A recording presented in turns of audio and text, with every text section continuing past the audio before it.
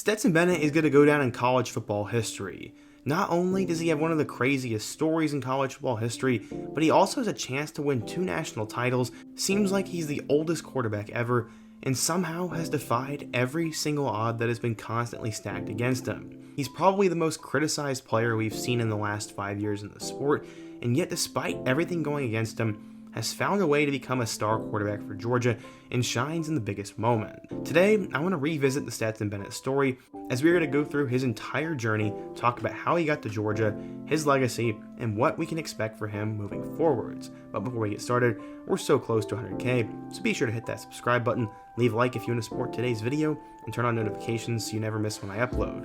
Now, let's get started and talk about the insane and crazy rise of Stetson Bennett.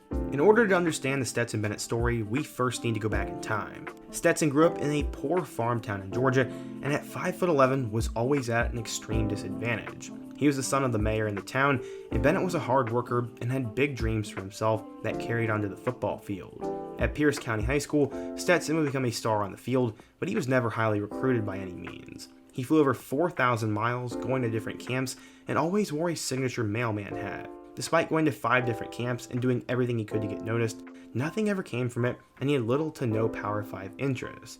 He would decide to stay in state and chase his dreams by becoming a walk-on for the Georgia Bulldog. He stepped foot on campus with the goal to one day leading the Bulldogs to wins in Sanford Stadium, but that was unbelievably far-fetched. He would take on the role of the scout team quarterback his freshman year, and he embraced every second of it. He took pride playing against players such as Roquan Smith and Lorenzo Carter each week, and for the scout team, that was basically their game because they were never going to be playing on Saturdays. He became the team favorite in the locker room, and also a personality that everyone loved. But he was going to have to leave in order to play football one day. He left his comfort of being a backup to go across the country and try to get an opportunity. After helping the Dogs prepare and beat Oklahoma in the Rose Bowl, Stetson told the team and the coaching staff he was going to transfer to a JUCO. He would stay in SEC territory as he migrated to Jones County Community College in Ellisville, Mississippi, and his reason for leaving was plain and simple. He was never going to play at Georgia. When he arrived on his new campus, he realized it was nothing like Georgia. The dorms were awful, and the facilities weren't anything to write home about, but he did have a reason for going there. In his 1 year at JUCO, he was not impressive at all, as he threw 12 touchdowns compared to 14 interceptions, but somehow he had college interest. He was all inked up to attend Louisiana University, but a late transfer and decommitment would change everything. Justin Fields left Georgia for Ohio State, and John Rice Plumlee flipped his commitment to Ole Miss, and all of a sudden, the Dogs were in desperate need of a quarterback. In what was a weird turn of events, Georgia overlooked Bennett's flaws and offered him a scholarship.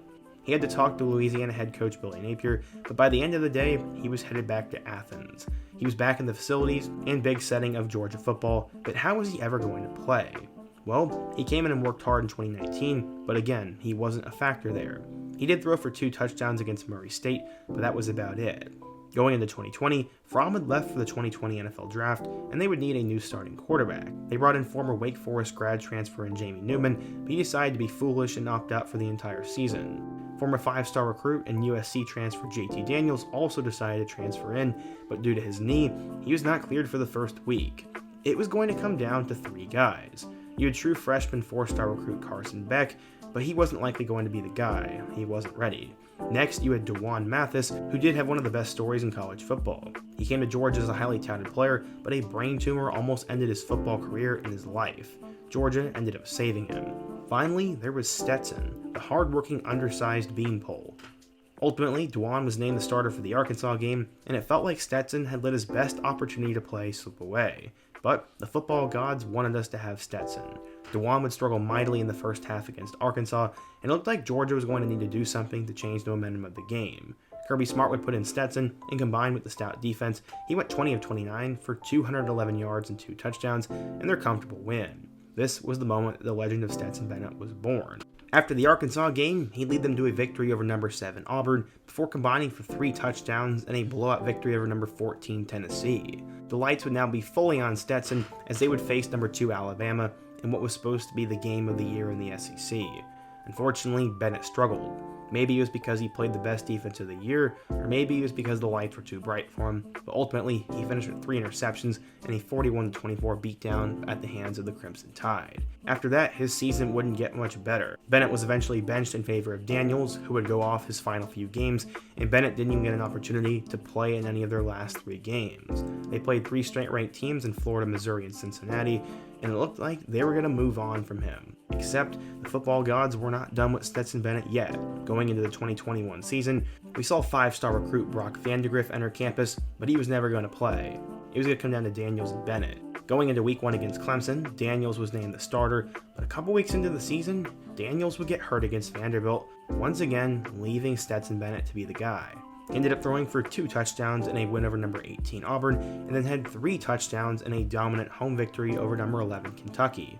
He also helped them beat number 8 Arkansas and blew out Florida in the rivalry matchup, and Stetson was starting to catch fire. After that, he helped them destroy Missouri at home before he'd throw 2 touchdowns against Charleston Southern. At this point, it was almost a guarantee Georgia would go to the college football playoff, but they would have to survive a couple more games. Bennett would throw for 255 yards and 4 touchdowns against Georgia Tech before being matched up with number 3 Alabama in the SEC championship game. In Bennett's second quest against Nick Saban, he was up and down. While he did throw for 340 yards and 3 touchdowns, he had 2 costly interceptions, at times looked extremely overwhelmed, and they ended up getting beat 41-24, and the best defense of all time gave up 41 points. There was now a fire lit under Kirby Smart about his handling of the quarterback position, and many said that they were doomed with Bennett at quarterback. But just like every single time Bennett was counted out, he found a way back in. In the college football playoff against number 2 Michigan, Bennett would go 20 of 30 for 313 yards and 3 touchdowns, and didn't have a turnover in a 34-11 beatdown of the Michigan Wolverines. Bennett had led them to a win here, but would they be able to get over the hump and finally take down Nick Saban? That was the big question everyone was asking, and in the national championship game, Bennett proved his worth. While there wasn't a ton of amazing plays by any means, Bennett made a bunch of big plays in the second half and went 17 of 26 for 224 yards and 2 touchdowns. He avoided costly turnovers, was a great game manager, and made plays when he had to. Alabama ended up winning 33-18 after Keely Ringo picked off Bryce Young for a game-winning touchdown.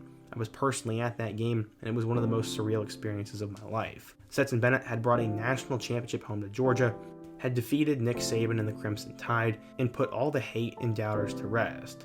For a few weeks, Stetson Bennett was the savior of the program.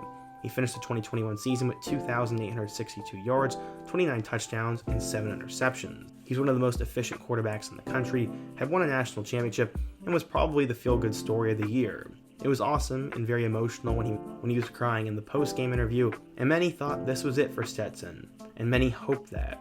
At 25 years old, Stetson decided though he was going to return for one more year. He'd use the extra year of eligibility to come back and be Georgia's quarterback. Georgia fans were split, while the rest of the country was ready for him to be done. At this time, Georgia had 2 5-stars in Gunnar Stockton and Brock Vandegrift on the roster, and also had blue-chip recruit Carson Beck, and many were wondering when they would get a chance to play.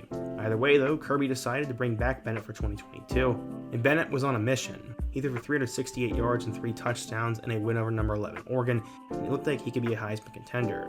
His play started to go down rapidly throughout the rest of the year. He did put up a good amount of yards in each game, but he only amassed 3 passing touchdowns once, and that came against Mississippi State. For the most part, he'd have about 2 touchdowns a game, and the only real scare came against Missouri.